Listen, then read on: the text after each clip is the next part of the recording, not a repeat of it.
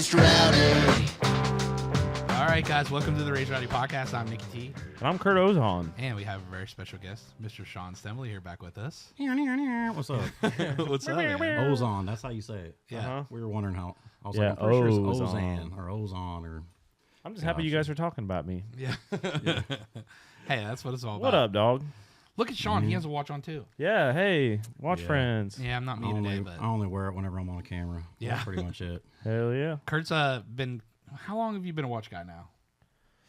I don't know, man. Maybe a couple years or something. That's like being a watch guy. It's like it's such a deep well. People spend crazy amounts of money on Yeah. stuff. I can't afford to be a watch guy. Yeah, it's No way. I mean, it's like if you're Ed Sheeran, then that's one thing. Yeah, but we're not there yet. Yeah. I have a few watches, but Kurt says that my tism makes it so that I can't wear them all the time. Yeah, he takes them on and off constantly all the Yeah. time. So. I don't blame you. I'm, Mine's like, what does it say what time it is? It says it's 12:40 Yeah, close enough. This is not the time on the now. 19th. Hell yeah. Close enough. All right, September 2nd, though, 3/22. Here we go. I got a lot of twisting to do on this thing. Yeah. Yeah. I have, like tics or whatever you want to call it, the ADD things, Oh yeah. And when I wear hats, if you ever like watch me with a hat, I'm like constantly Well, now moving you it said around. that my head's itching. Yeah, I'm like constantly moving it around. Yeah. It's like one of my things. I do that every time I grow my beard out. Yeah. I'm like Pick at constantly it. brushing it and like figuring out how to make it grow faster. And Yeah. just like doing this all the time. Because I read online one time this helps it grow if you just do this. Man, mine must be going like crazy. So I'll be sitting at the airport doing this. Everybody's like, What are you doing? Whenever I grow my beard out, which is always, it's like I just get guys coming up to me all the time. They're like, "How do you grow that beard?"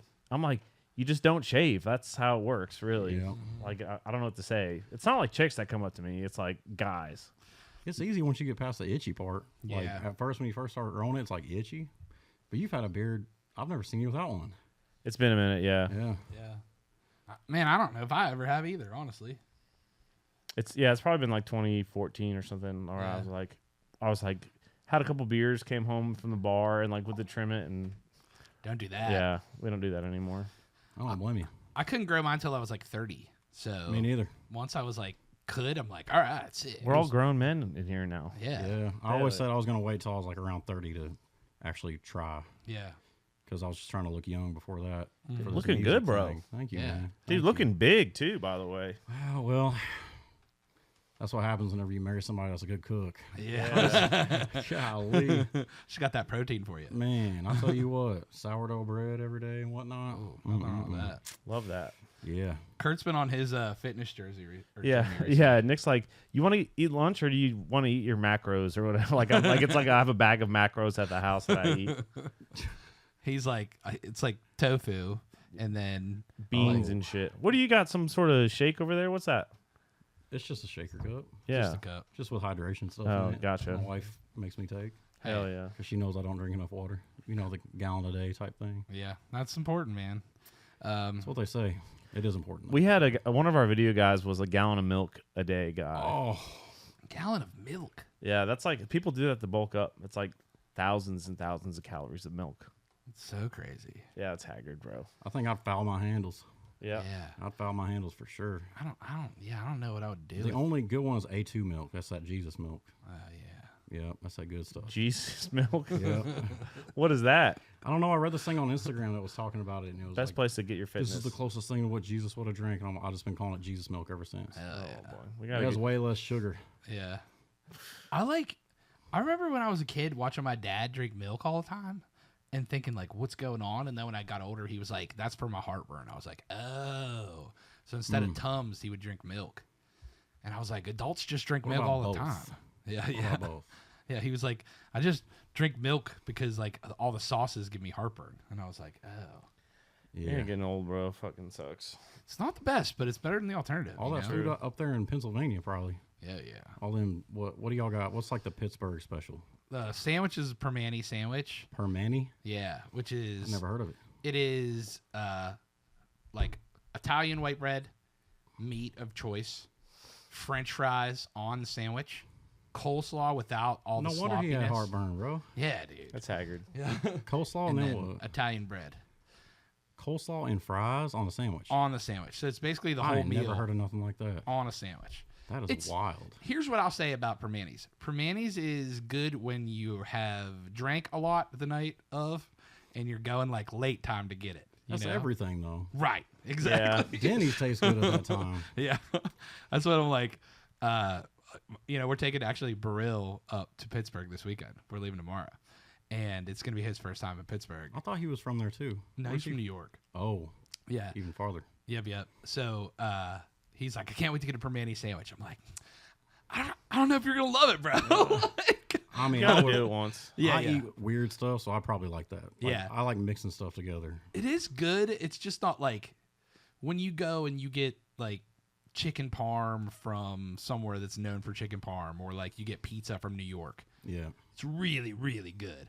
This is more like a novelty almost. Yeah. It's not that it's bad. It's still good. It's just not like you're like, oh yeah, I get it. I thought you were going to say like a version of a Philly cheesesteak or something, but that was not the case. Honestly, I'd rather have a cheesesteak. And I might lose my Pittsburgh card for this than a Permani sandwich. And they're really good cheesesteaks in Pittsburgh too. Honestly. Really? Yeah. I can't remember what we ate whenever. Last time I was there was whenever I talked to you on the river. Oh man, the first podcast. Yeah, whenever you had like a tape recorder or something. Yeah, H4. Probably wasn't a tape Damn, recorder. that's old school. Oh, it's super old school. Yeah. You were up there opening for Chris Lane at Tequila Cowboy, like one of the like shows there. That was early of Tequila Cowboy being open up there too. That was like 2004. Are they still Not open? then, but yeah, it They're was still early. open? Tequila Cowboy's still open. Yeah, they opened an Aldean's across the way too. So like same company, Really? Yep. So they got That was the two. shortest stage I've ever played. Yeah, You're like it's dang near short. eye level with the people. It's awkward. Yeah, it is. No one's eye short. level with you, bro. No. Fuck off. It was just like the stage is like this high off. the Yeah, ground. yeah. It's like that's strange that like this is like an entertainment bar and they built Yeah. it like that. But It's like dance floor / stage. Yeah. So they can't put it too high or all the drunk girls will fall off of it. that's true though. But it just But- makes it easier for people to put their drinks down and all that stuff. Yes. Yeah. Man, I saw a lot of cool shows there and a lot over at Stage AE, which is right next door to it. That was like the hub.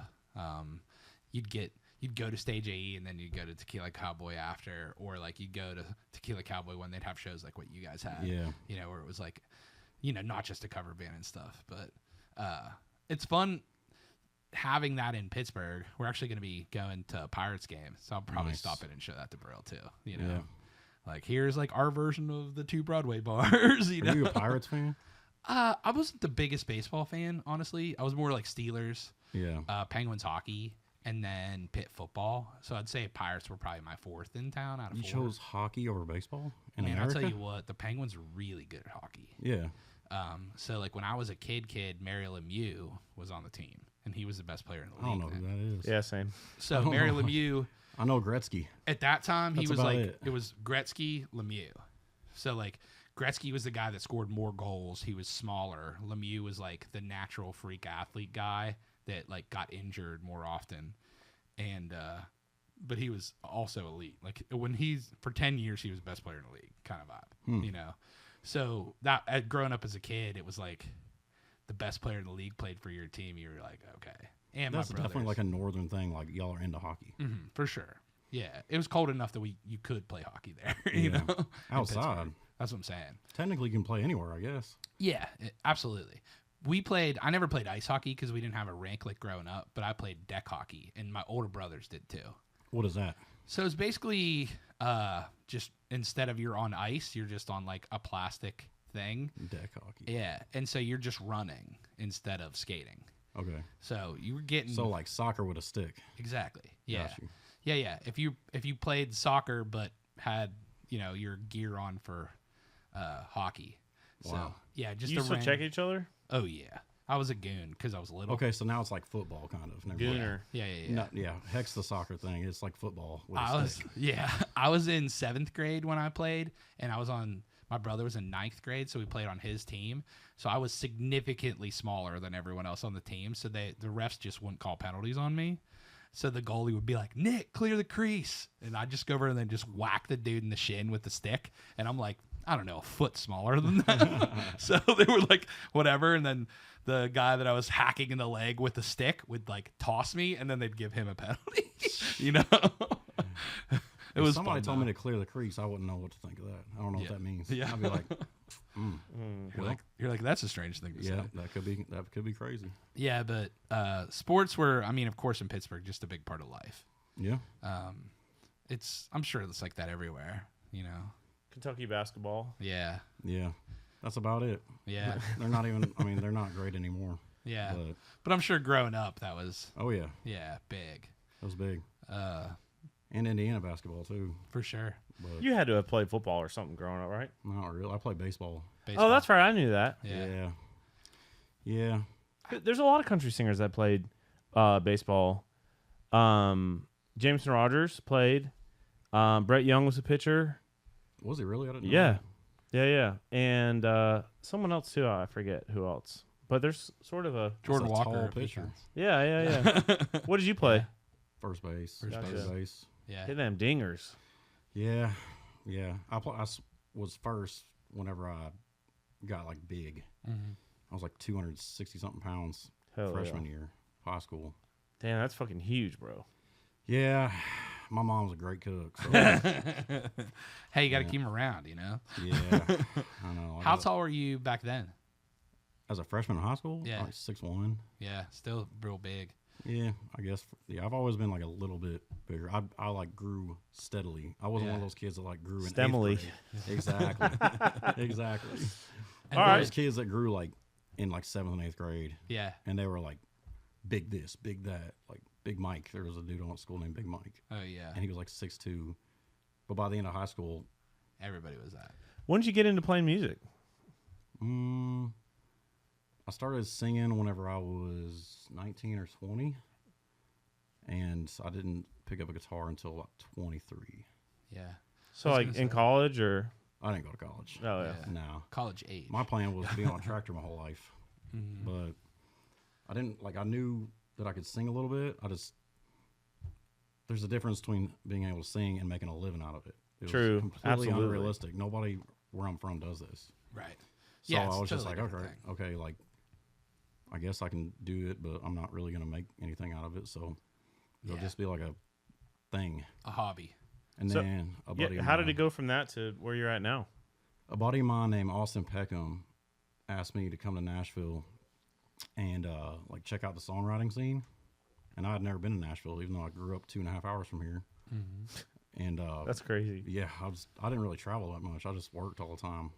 But I had that weekend off, and I came here and we went to the OG listening room. And I remember listening to this dude named Adam something. I can't remember his last name. He had James? glasses. No. But Hamburger. like I heard him like playing songs that he wrote himself, and I was like, that sounds fun. I think I might be able to do that. I went back home. My stepdad had this old Alvarez, like just cheap guitar, and I just spent every night trying to teach myself how to play it Yeah.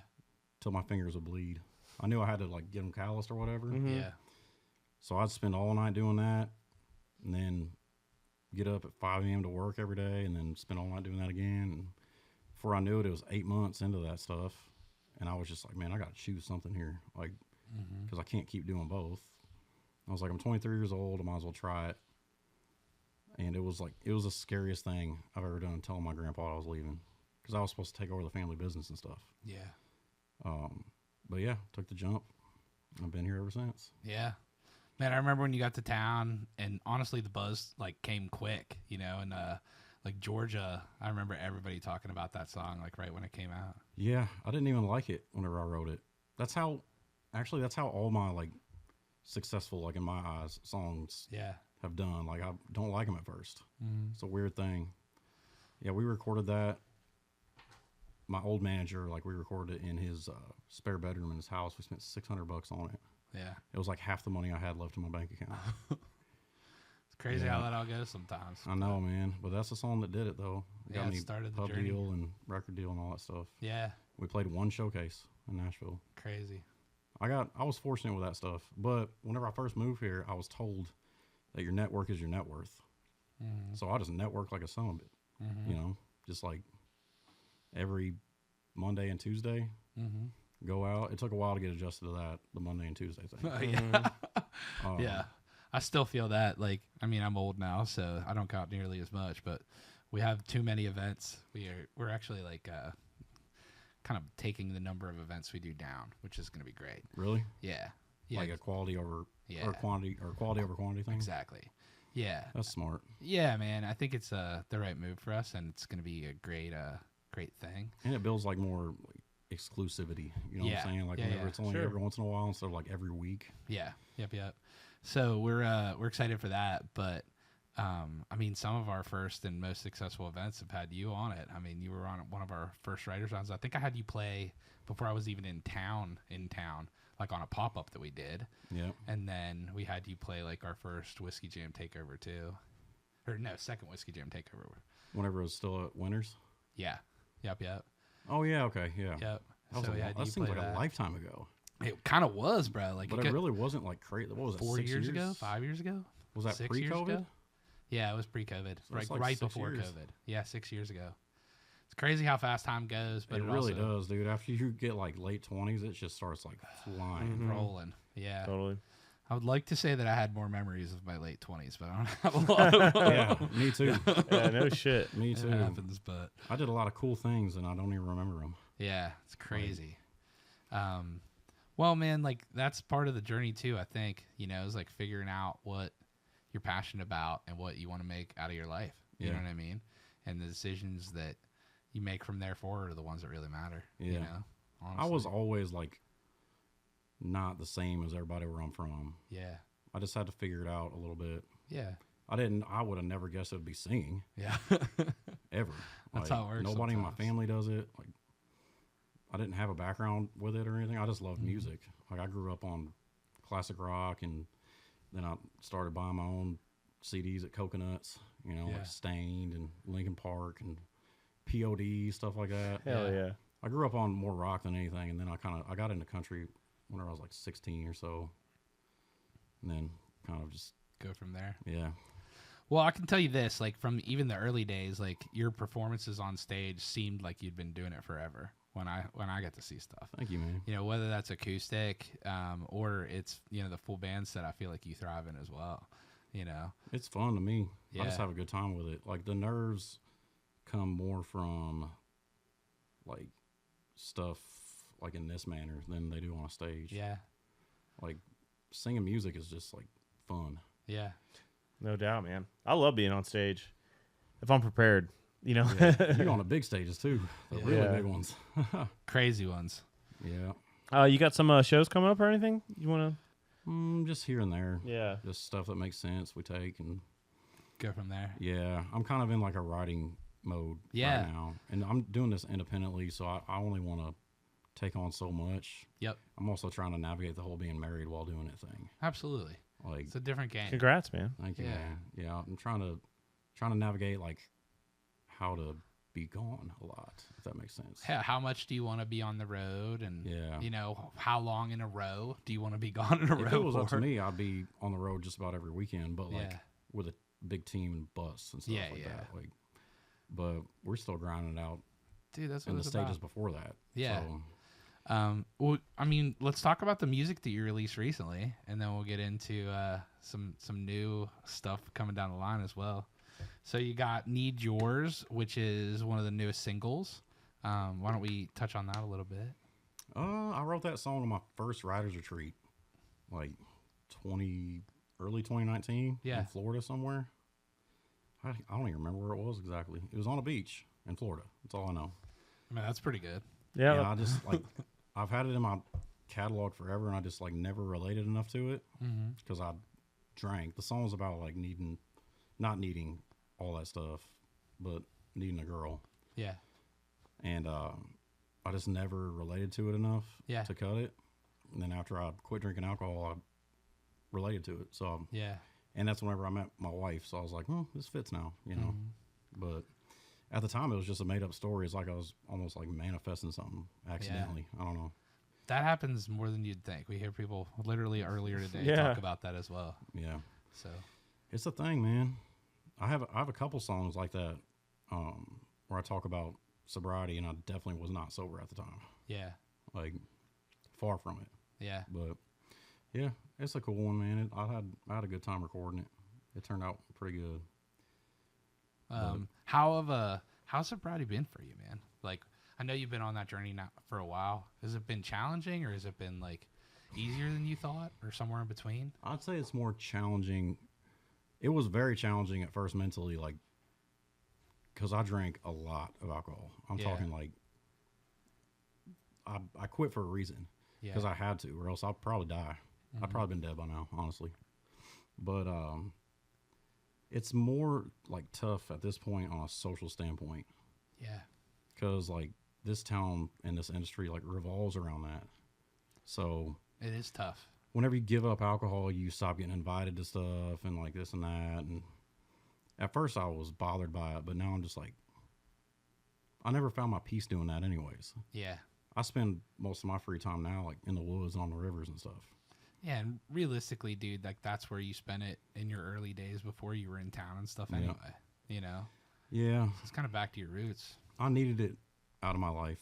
I didn't Yeah. know if it would be permanent or what, but I don't know. I still don't know. Yeah. I just don't even think about it anymore. Yeah. Like after a certain amount of time, you just like don't That's think great about it. though. Yeah. Like, That's I like just cleaned off my bar cart today, actually, this morning. yeah. I still had loads of bourbon on it, Yeah. just like for my guests at home. Mm-hmm.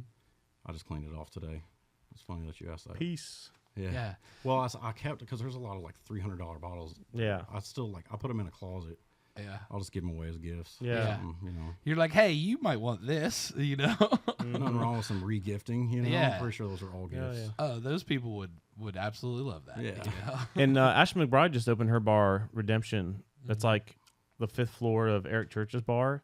And so they have like an extensive non-alcoholic Fifth cocktail. floor? Yeah, or 4th floor maybe. Those bars are that tall now? Oh, yeah. I haven't been. Well, his bar, probably- it's like there's like a main floor, then like 2 through 4 are like this, like a mini theater. Then there's her bar, and then there's a rooftop. Yeah. Holy shit. Yeah, Yeah, they have 6 ticketed events floors? down there and stuff like that. it's awesome. It's super nice. But her bar, like, it's like I was just there the other day, and so it's like plenty of stuff to drink. And there's a little stage, and it's a cool hang. It's a sober bar? Well, they have alcohol there too, Oh, but okay. the drink menu was all like non-alcoholic first. So it's like, because she told the story where she was at ACMs or something, and everyone's hanging out at the bar afterwards, and she was not drinking, and she was like, well, I don't want to sit in this hotel room by myself. So she went downstairs to hang with everybody, and she was like, hey, do you have anything non-alcoholic? And the bartender's like, why the fuck would you want something non-alcoholic? You're at a bar, have a drink. And she, and she was telling the story, and I was just like, Jesus Christ. How long has she been sober? I don't know, year, 2 years, Yeah, something. maybe It's like- become like a popular thing now. Oh, I think a lot of people are getting into wellness now. I think Yeah. a lot of people are drinking less. Not even and- just in music. Yeah, and a lot of people are like working out more, and like I've noticed it, like at least in our touring world, it seems that way. I wonder why. It's bad for you. It's Alcohol's poisonous. Yeah. But why like the sudden? More information, I think. Yeah. That's Yeah. true.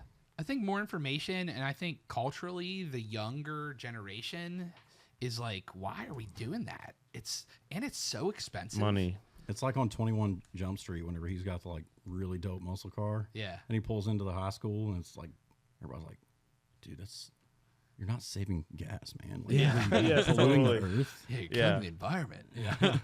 No, and I think that's a part of it too. I mean, culture just changes too, man. Yeah. You know, like in my head, that's a big part of it is just society is leaning more into other things. It's wellness and honestly, legal marijuana in certain states too. You know what I mean? I think that has something to do with it Marijuana. as well. Yeah. But you know what I mean? Like that's like an alternative for people now that's not when you do it outside, you can go to jail. You know what I mean? That's what they say. Yeah, I think that's I feel like I've done it a bunch outside and like Yeah. nobody cares. yeah, Nobody didn't go cares. to jail yet. Yeah, but I think that's part of it as well. But honestly, I think the information, right? Like when I was a kid, it was the cool thing to do, and you were sneaking it because Yep. the parents all did it, and you know what I mean. And it's like you started very young, and then you're done. And for me, like it helped me soothe the noise and stuff like that. It made social interactions easier. It's like, you know, but then it can become a crutch. that's what I used it for, was Yeah. to be social and like Yep. be Yeah. loose on stage. Yeah. That was one of the hardest adjustments, was being on stage without it. Yeah. Because like the first show that I had after I completely got sober, that was the first sober show I'd ever played, Yeah. and it was in Vegas. Crazy. The land. Yeah, of dude. excess. If you could do it there, you can do it anywhere. Yeah, Yeah. man. Well, It was- congrats to you, man. That's badass. Thank you, man. Yeah. Thank you. It's cool to see that, man. And I mean, honestly, like everybody's journey is different, you know. Everybody. And it's great that you identified that it was something that you wanted to change and changed it, man. It's important. Yeah, I had to, man. Yeah. I definitely had to. And then I got blessed afterwards. Dude, I met my that's it. wife not too long after that, and like, Yeah. and she just happened to have gotten sober like 2 months before she met me. Great. It was like there's like a month difference in the sobriety thing That's for sick. us. Then you guys get to go on that journey together, which makes it easier, you know. Yeah, whenever y'all both are sober, it definitely makes it easier. Yeah. Like a situation where one is trying to be sober and the other one drinks a bunch, I feel like that would be Tougher. chaotic. Yeah. Like, Well, and you're seeing it all the time, and you're like, you know, that'd be tough. yeah, And then you have someone on the journey with you that like is experiencing the same things as you, and you know what I mean. You can relate how you're feeling to them, and they can relate how they're feeling to you. You know, it's Yeah. like I think that's super powerful. And again, like sometimes things happen for a reason. That might be exactly why you guys found each other. You know? probably, man. Which is sick. She just happened to be all the way in Canada. Yeah. Well, you fixed it now. Fixed it. Yeah. It was tough to fix, but I fixed it. Yeah. Yeah. Freaking A. You But wanna that's talk part about of a it. process. Yeah. Yeah. Oh, yeah. Well, it's a different country, even though it's so close, you know? It is like the same Yeah. almost. Yeah. It's like, I don't know if y'all can put this on the podcast or not, but I call it Kirkland brand America. Yeah. You can put that on the podcast. Absolutely. You go up there and everybody looks the same. Yeah. And the landscape looks pretty similar, Yeah. but it's just like certain things suck. Well, there's this magical line that like they just identified and drew across the world, Yeah. and that's where countries start, and that's where states start. Yeah. They got some issues up there. Oh, every country does. Every man. country does. You're right. Yeah, every country. I Does. remember I didn't know the metric system very well at 1st. Mm-hmm. Whenever I first went up there, I saw like the gas sign said like 167. I was like, hell yeah. Dang, that's so cheap. Yeah. And it said per liter. I was like, okay, well, what is a liter? And I remember the moment whenever I like calculated it. I was like, wait a minute, that's like $4.50 a gallon. Not cheap. Not Yeah. cheap. No. That happens though. Yeah. You know? Well, Yep. let's talk about other recent single too. So Over the River. I mean, that's the most recent one. Mm-hmm. Tell us about that. Who wrote that? Who produced it? It was me, Hunter Phelps, and Michael Lawton that wrote it. Sick. Me and my ex-manager Lex co-produced it together. Yeah, it's moonshine song about Yeah. back home. Yeah. So The old days. the old days, man. Yeah. Yep. Moonshine is one of the only like liquids that I miss sometimes. Yeah. But dang, man, I don't miss like the way it makes you feel the next day. Horrible. Like, Yeah. The worst.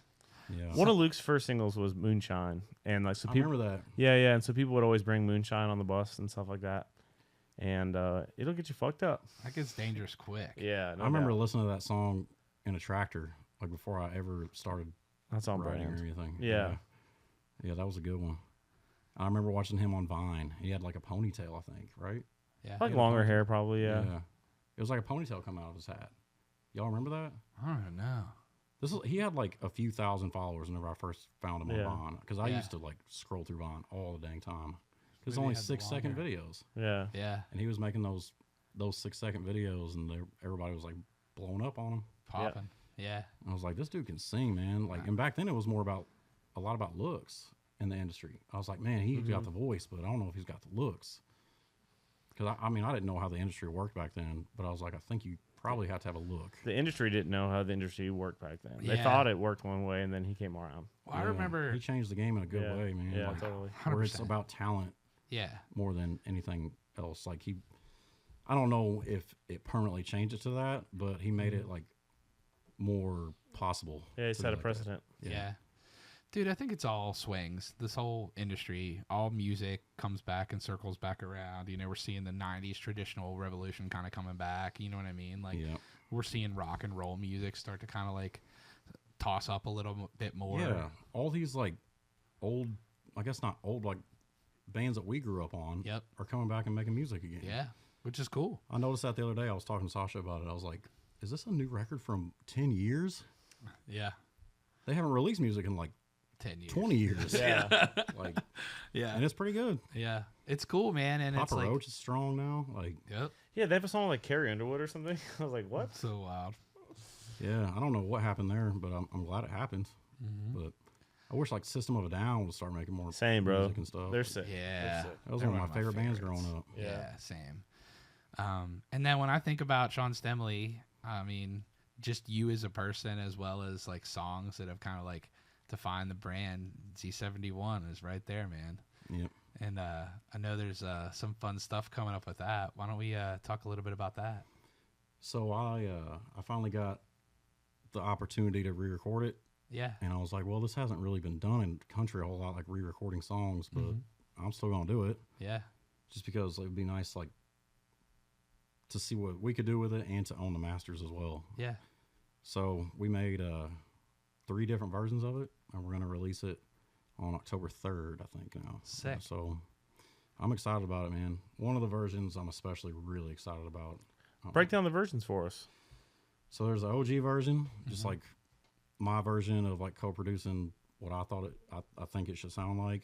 And then I did like a remix version because I always figured that it would be cool if a rapper was on it. Yeah, And I'm always down to like try new things in music yeah, because like if it don't sound good, we can just scrap it. yep, That's the Yeah, worst that can try it. happen. yeah. So I asked my buddy Colt Graves to be on it, and he killed it. That's Like so I asked him to feature on it at like 10 a.m. and at 6 p.m. he's like, all right, I'm done. I got the verse. crazy. I was like, dude, it hasn't even been like a whole evening yet. yeah, So yeah, man, he was super stoked about it, and it ended up sounding really good. It was the first time that we've tried to produce something like it. yeah. Like That I've style. never tried to produce anything with 808s and like Yeah, hip hoppy, you know yeah, what I'm yeah, saying? yeah. And also trying to make it sound like the song still, you know Right, what I'm saying? right. It was a process, but it sounds good. That's sick. And then I think we're gonna do an acoustic version. Cool.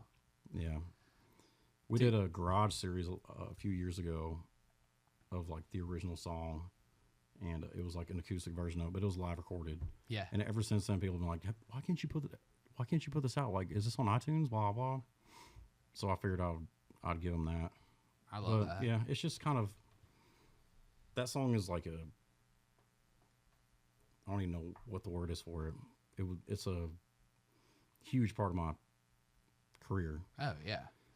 And I So- think one of the most on-brand songs you've ever done. You know what I mean? Like Yeah. you were a truck guy before you even did country music. That you was know the what I goal with mean? that song, was to write a truck song that Yeah. wasn't like tailgates, Yeah. having a girl out in the field, Right. making love to her out in the field, all that kind of stuff. Like I Yep. was like, let's write a truck song in the language of the people that are in the audience. Yeah. Like they got diesel trucks, they put EFI Live on them, delete the emissions off of them, even though now it's illegal. That's what you do. Like that's what I call it Bubba. Yeah. Like dudes that work hard, pay for the tickets, Yep. come to see you, pay for the music. Those are the people that matter. That's the fan base. I don't write music for people here. Yeah. Like I write it for the people that we got to go see everywhere else besides here. Mm-hmm. They kind of take precedent over just here. I agree. And honestly, there's a history in country music of recutting songs too. There really is. Is there? Like, yeah. Like, I mean, Devil Went Down to Georgia and other songs associated with Charlie Daniels, he recorded multiple times. Did he really? I Yep. didn't know that. Even like guys like Willie Nelson would do things like that. They'd do alternate versions that they could then put on like collab records and stuff like that, like for other people. Yeah. So there is a history in country music. It hasn't been done a ton recently, but there is a history historically in country music of that. Like, Yeah. going back and recutting songs. I'm gonna have to research it a little more because it's been a whole thing of like I've been talking to my team like, how are we gonna market this? Like how Yeah. do we explain that we're redoing a song that's already been out for 4 years? Yeah. You know what I'm saying? Like Yeah. That's a little different marketing than the normal thing. Just do whatever Taylor Swift did. Yeah. That's different though. Yeah. That's different. She got like a cult fan base. Like Yeah. anything she puts out, she could put out her Spit in Copenhagen into a cup. Yeah. And they'd listen to it and be like, wow. Yeah. That's interesting. No, it's true. Yeah. I never thought about it from that side either, like the marketing side. That's an interesting thing. Maybe I'll think on that. It's been on my mind heavy for like the past month. I'm like, Yeah. how are we going to do this to where it's like, because I don't want to seem like I'm like trying to stick it to the man or anything. No, like I don't really give a shit about that. Taylor was. Taylor was. Yeah. Well, It's I guess it is the same situation, kind of. Not really, but yeah. At the end of the day, it's about art. yeah. And this is your art. It's your song, right? And if you think that there is a way that you want to express that art that is different than how you're currently having it, by gosh, that's what you should be doing. Yeah. You know? Yeah. And it's kind of like holding over for the rest of the year. Like now that we've recorded that and we re-recorded another song too. Yeah. While I write for something else that's like early next year. Yeah. Just because like these days I write mostly by myself. Mm-hmm. Either that or I'll like write verse choruses and take them in and then finish them with somebody. And Yeah. so it's a little slower process. Like I used to write like 4 songs a week. Right. Now it's like, I remember those days. it just depends on the week now. I'm also Yeah. trying to navigate that part with the being married thing. Yeah. Like, yeah. If anybody's got any advice on how to manage your time really well, let me know. But Well, I think I'm sure it's all about balance. I've never been married, so I can't really say. But it is all about balance. yeah, I think that's an communication. important part. Yeah. Yeah.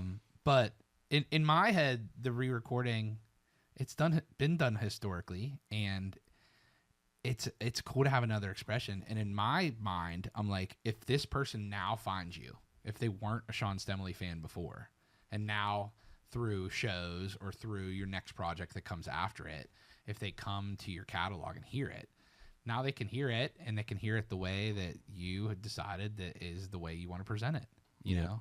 And they can still go hear it the way it was presented previously, you know? But it just gives them more options for it. I think it's the same basis as kind of like the acoustic take on it and the full take on it. You know, so many artists have done acoustic songs when they did the full production side of it, because the song has a different vibe based on how you produce it, how you mix it, even. So like just giving options to those fans, and like in my head, it's like those future fans. You know, the people that are finding you next from your next show, from your next body of work that you put out, and drives more new people to it. Like I think it's like a cool thing for that. Yeah. And also there's like, we've had people on the pod that are like, yeah, like all of a sudden this song from my catalog from way back in the day is like blowing up again. Or like, it'll be like Randy Travis Digging Up Bones is going viral now. Yeah. Because it's like incredible music, but people haven't heard it recently. Yeah. And even if they have, they don't remember it because our brains are all shriveled up from being on social media all the time. So it's like just another opportunity to have something that has proven success just kind of work again. Yeah. It's different these days with music. Like, yes. my little cousin, he's like 20, I think now, 19. He listens to like Alice in Chains. Mm-hmm. It's I'm back. like, Good for what? him. I didn't think that like that generation. I thought they just listened to mumble rap. No. But Dude, it's circled back, and if you think about it, it's you can almost like Whoa. you can almost tell why. It's those kids that listened to Alice in Chains all those years ago are now the parents of the 20-year-olds. true. You know? So if you think about it like that, it's what their parents listen to, feeding to them. Yeah. Yeah, it's know? like Fox and Bede's Yeah. parents listen to Incubus, Yeah. which makes me feel old as fuck. Or but- audio slave. Yeah. You know? Like they have a song that sounds very audio slave. Yeah. You know, and it's like, but that, like we talk about everything circling back around. Like that's circling back around right now. Grunge rock, I feel like got skipped, and now it's like kind of having a moment. And it's honestly having a moment in country and country adjacent stuff. If you're listening to guys like Co Wetzel and, you know, like even like Treaty Oak a little bit, you know, you'll hear those elements of that like grunge rock mix with the elements of like traditional, like straight down the center Texas So country. The Texas people are bringing back that stuff. 100%. Some of it. Yeah, but there's other rock bands too that are just straight up rock bands that are kind of bringing that back too. We had a band called Passengers Unknown. They're from Texas, but they're just a rock band. You know, it's I think you're starting to see rock bands come back together, more so than they had maybe for the last like 15 years. And I think that's a resurgence of it too. Is like you're hearing things that sound more similar to the Deftones than they sound to the rock music that's been releasing the last 10 years, you know, which in my head's freaking sick because I love the Deftones, you know. Yeah, who also just put out a new record. Yeah, Really? absolutely. Mm-hmm. And it's I good. wonder what the spark is, man. Like, Ticket sales. That's really what the spark is. are they all touring too? Yeah. Yeah, the Deftones hadn't been touring for years. They were just doing like one show a year out in Cali. And then maybe a couple others sprinkled. Now they're touring again. I think music is one of those things you never really quit, though. Like, Yeah. until you're at the point where you just can't do it anymore. Yeah. Like, you're never fully retired. I feel like all these bands are always like, this is our farewell tour. Like and then they do Kiss or another whatever. one. Yeah. And then another one. And then another one. Like, how many times are you going to say goodbye? Yeah. Well, if it pays the bills as many times as they ask you to, Yeah. Yeah. you know, like that's part of it too. Is I could see how you could go through this and never quit. Because Yeah. it's a high unlike any other high. he talks about that all Like- the time. Yeah. Yeah. I mean, it's like better than any high that you could feel, really. Yeah. So you just like crave it and crave it. And I could see if you retired for like 10 years, you would want to come back to it, Yeah. you know, because you just Agree get, with that. you live on the road for so long and it's like action packed all the time, Yeah. doing all this cool stuff all the time. And then you just like relax a little bit and you're like, wait a minute, this isn't really entertaining anymore. Yeah. Like, this isn't fun. Yeah, it's like if I'm on the road for too long, then I'm like, I need to go home. And when I'm home, I'm like, I got to get out on the road. Exactly. Yeah. You get that itch. Mm-hmm. Me and Kurt have talked extensively because, you know, I don't really. The biggest stages I've been on is for 30 seconds introducing a band, you know? But, you know, him, like, coming back from doing a freaking stadium tour and just how you Yeah, feel. at the that end right of there that. would be crazy. It's fucking wild, bro. The stadium stuff's wild, man. That's a cool thing. Yes, What's the biggest crowd you played in front of? probably like 80,000 people. Yeah, 75 probably, 75, 80. So with that Penn State show, probably. That's a big one. Yeah, it's Crap. fucking monstrous, bro. Weird. You know, I was watching this interview with Ray Charles, and he's like, man, I always give it my all, whether it's for 35 people or 3,500 people. I'm like, that's it. I'm like, that's like Coyote Joe's. Like, just shows have just grown so much. I feel like, you know, there's a lot more touring stadium acts than there used to be, I feel like. Yeah, I agree with that. Or at least in the country world. Yeah, country You know, is it's like extremely large Morgan right now. and Zach and Luke. Yeah. It's definitely It gotten used to more just be popular. Garth, you know? And then it was just George. For a Yeah. minute, you know? And Then it was and just Chesney. Kenny. Yeah. Yeah, but even like when like Luke Bryan got big, he'd do a couple stadiums, but he wasn't doing all stadium tour. Right. You know? Yeah. And like Aldean would do like a couple baseball parks, but it wasn't like that was the Yeah, whole like tour. Atlanta or something. Yeah. So it's in my head, it's the top end is the biggest in country music that it's been. Yeah. Yeah. The genre is absolutely. wild, you know. Yeah. But it's all Now everybody wants to swings. be in the country world. That's how it works. Hey, it's a good world. Yeah. Yeah. Yeah, yeah. man. Melody and well written songs. Storytelling. Yeah. Storytelling. Yeah. Like that's the basis of country music, and that's the basis of good music in my head. You know? I'm glad everybody's come to their senses. That's good. Yeah, exactly. Hell yeah. So October 3rd, that's the day to remember. Be on the lookout for some new Sean Stemaly music. Right? Yes, sir. Hell yeah. Well, man, thank you for popping back in here on the podcast with us, and dude, can't wait to have it again. Yeah, man. Thank y'all Not for not having too me. long since the last one to this one. We got to do it more often, Yeah. bro. Hey, we started out on a riverside with a tape recorder. I don't know what that was. It was some kind of little box. H4, Yeah, little 258s. An H4. Yeah. Now we got Z71. Yeah. Yeah. Now look at y'all. You're in a dang studio now. Hey, That's man, right. it's a little bit more expensive, and we got cameras now, which is great. But the heart's still the same. You Yeah. know, we still just people that love country music, man. As long as you keep it that way. That's it. Yeah, that's all that matters. That's it. Thank y'all for having me. Of course, Oh, bro. thank you. Appreciate you. Well, guys, that was the Raised Rowdy Podcast. I'm Nicky T. I'm Kurt Ozan. We'll see you on the front row.